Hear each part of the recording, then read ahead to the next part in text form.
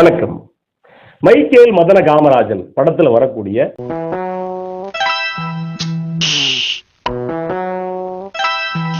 சிவராத்திரி அப்படிங்கிற பாட்டு எந்த ரகம், அதாவது எந்த ரகம் அப்படின்னா இது காமத்துக்கான பாடல். இதுல எந்த ரகம் அப்படிங்கறத பார்க்க போறோம். ஒருவேளை தெரிஞ்சிருந்தா நீங்க முன்னாடியே கமெண்ட் பண்ணலாம், இல்லைன்னா இந்த காணொலியுடைய இறுதியில இது தொடர்பா நான் சொல்றேன். மைக்கேல் மதன காமராஜன் திரைப்படம் சிங்கீதம் சீனிவாசராவ் இயக்கத்துல 1990 வெளிவந்தது. 4 வகையான பாத்திரத்துல கமல்ஹாசன் நடிச்சிருப்பாரு. கூடவே கதாநாயகிகளா ரூபினி, குஷ்பு, ஊர்வசி இப்படி நடிச்சிருப்பாங்க. இந்த படத்தை பொறுத்த வரைக்கும் ஒரு மெலோ டிராமா, ரொம்ப வித்தியாசமான திரைப்படமா இருக்கும். நம்ம கமல்ஹாசன், ஒரு அழகான கமல்ஹாசன் இந்த படத்துல பார்க்கலாம். இதுல ரூபினிக்கும் கமல்ஹாசனுக்கும் வரக்கூடிய பாட்டு இந்த பாட்டு. அதுவும் பொதுவா இந்த பாட்டு இப்போதைக்கு பெரிய அளவுக்கு பேர் அடிபட்டுச்சு. என்ன அப்படின்னா, இசைஞானி இளையராஜா இவங்க மேல, வனிதா மேல வழக்கு தொடுக்க இந்த பாட்டை பயன்படுத்திட்டாங்க அப்படின்னு அவங்க ஒரு படத்துல மிஸ்டர் அண்ட் மிஸ்ஸஸ் அப்படின்னு நினைக்கிறேன், இந்த படத்துல பயன்படுத்தினதா சொல்ல. அதுலயும் அந்தம்மா என்ன பண்ணிட்டாங்கன்னா, மைக்கேல் மதன காமராஜனை விட ஏன் படத்துல அந்த பாட்டு ரொம்ப பொருத்தமா இருக்கு அப்படின்னு சொன்னாங்க. அது எந்த வகையில சொன்னாங்க அப்படின்னு தெரியல. ஆனா நீங்க இந்த படத்தை பொறுத்த வரைக்கும் இந்த சிவராத்திரி பாட்டை எடுத்துட்டா கூட படத்துல ஒன்றும் பெரிய வித்தியாசம் தெரியாது. இது கிட்டத்தட்ட ஏறத்தாழ இடைச்சொல்கள் இருந்த பாட்டு தான் அப்படின்னு சொல்லலாம். பொதுவா இசைஞானி இளையராஜா காமத்துக்கான பாடல்கள் 100 ஒட்டி பண்ணியிருப்பார். ஏன்னா அவ்வளவு பாடல்கள். எனக்கு தெரிஞ்சு தமிழ் சினிமாவில் காமத்துக்கான பாட்டுக்கு இசையமைக்கிறது ரொம்ப சிரமம். விட்டு போடுறது ஒரு பக்கம் சிரமம் அப்படின்னா, அந்த இசைக்கருவிகள் ரொம்ப சரியா அமையலை அப்படின்னா அதுவே கேலிக்கூத்தா மாறி போயிடும். இசைஞானி இளையராஜா பல்வேறு வகையான காமத்துக்கான பாடல்கள் பண்ணியிருப்பாரு. ரொம்ப மென்மையான கண்ணில் ஏதோ மின்னல் அடிச்சிருச்சு அந்த மாதிரி பாட்டு அது ஒரு ரகம் அப்படின்னா, அதே மாதிரி நிலா காயுது வேறொரு வகையான ரகம். இதே மாதிரி நேத்து ராத்திரி அம்மா அப்படிங்கிற பாட்டு இன்னொரு ரகம் அப்படின்னா, அதே மாதிரி தர்மதுரை படத்துல வரக்கூடிய மாசி மாசம் ஆளான பொண்ணு மாமன் எனக்கு தானே, இப்படி ஒரு ரகம்னு வச்சுங்களேன். இந்த பாட்டு என்ன ரகம் அப்படிங்கிற கேள்வி இருக்கு இல்லையா? இந்த பாட்டு மாதிரி ஏற்கனவே இதே வடிவத்தில் இசைஞானி இளையராஜா இன்னொரு பாட்டு பண்ணியிருப்பார்.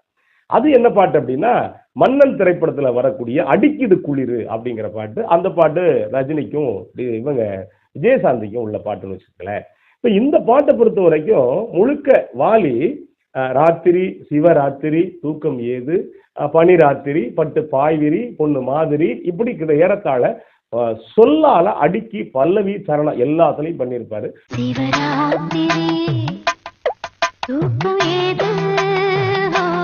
முழுக்க முழுக்க நம்ம இதுக்குள்ள இருக்கக்கூடிய வரிகளை பார்க்க போறது இல்லைன்னு வச்சுங்களேன். இந்த சூழல் என்ன அப்படின்னா, இவங்க ரூபினி ஒரு நாடக நடிகை, அவங்க அம்மா மனோரமாவும் நாடக நடிகை. இவர் பெரிய கோடீஸ்வரனா இருக்கக்கூடிய கமல்ஹாசன், மதன் அப்படிங்கிறவர். கமல்ஹாசன் இவங்க வீட்டுக்கு வருவாரு. வீட்டுக்கு வர்றப்ப மயக்கணும், இதுதான் கணக்கு. உள்ள வரும்போது நடிகைக்கே நடிக்க தெரியாது. நடிகையோட அம்மாவான மனோரமா எப்படியெல்லாம் அவரை மயக்கணும், எப்படியெல்லாம் ஆடணும் அப்படின்னு பின்பக்கம் இருந்து சொல்லி கொடுக்க, இவங்க அப்படியே கமல்ஹாசனை மயக்கிறது மாதிரியான காட்சி. இந்த பாட்டை இசைஞானி இளையராஜா சிந்து பைரவி ராகத்துல பண்ணியிருப்பார் அப்படிங்கிறத விட 1-2 ஆக்சிடென்ட் நோட்டு இந்த போட்டு இந்த பாட்டை பண்ணியிருப்பார். ஒரு இசைக்கலைஞன் எந்த ஒரு ராகத்தை வச்சும் எந்த மாதிரியான பாட்டும் பண்ணலாம் அப்படிங்கிறதுக்கு இந்த பாட்டு பெரிய உதாரணம். இதே இசைஞானி இளையராஜா சிந்து பைரவியில பல சோகமான பாடல்கள்ல பண்ணியிருப்பார். நீங்க குறிப்பா உணரணும் அப்படின்னா, மணியோசை கேட்டு எழுந்து, மாதாவின் கோவிலில் மணி தீபம் ஏற்றினேன், இந்த மாதிரியான பாடல்கள் முழுக்க சோகத்தை பின்னி பிணைஞ்ச பாட்டு அது. ஆனா இந்த பாட்டுன்னா ரொம்ப ரொம்ப ரொமான்டிக்கா இருக்கக்கூடிய பாட்டு.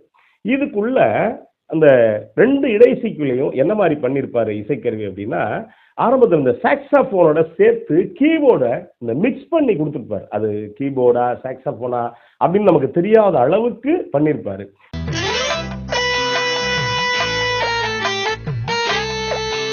உள்ளுக்குள்ள கீபோர்டு பயன்படுத்தியிருப்பார். அதே மாதிரி 2வது இடைசைக்குள்ள வயலினோட சேர்த்து இன்னும் 2-3 இசைக்கருவிகளை சேர்த்து பண்ணியிருப்பாரு. நீங்க ஒரு பக்கம் பார்த்தா வயலின் மாதிரி தெரியலாம், இன்னொரு பக்கம் பார்த்தா கீபோர்டு மாதிரி தெரியலாம். அப்படி வித்தியாசமா இதுக்குள்ள கொடுத்து பண்ணியிருப்பாரு. இதுக்குள்ள வாலிய சொல்லணும் அப்படின்னா, இது ரொம்ப சிக்கலான சூழலுக்கான பாட்டு. இதுக்குள்ள ரொம்ப அசந்தி எல்லாம் ரொம்ப கீழே போயிடும். ஆனா ரொம்ப அழகா வாலி என்ன பண்ணிருப்பாருன்னா, வெப்பந்தீர வந்ததடி வேப்பமர காத்து அப்படின்னு ஒரு இடத்துல வரி போட்டிருப்பாரு. வெப்பந்தீர வந்ததடி வேப்பமர காத்து. இந்த பாட்டுல நடிக்கிறது ரூபினி, அதான் வாலி. யார் நடிக்க போறா அப்படிங்கறதெல்லாம் கேட்டுக்கிட்டு தேவாங்கனி தேவ ரூபினி அப்படின்னு சொல்லிட்டு ரூபினிக்கான பேரை இதுக்குள்ள எடுத்து வச்சிருப்பாரு.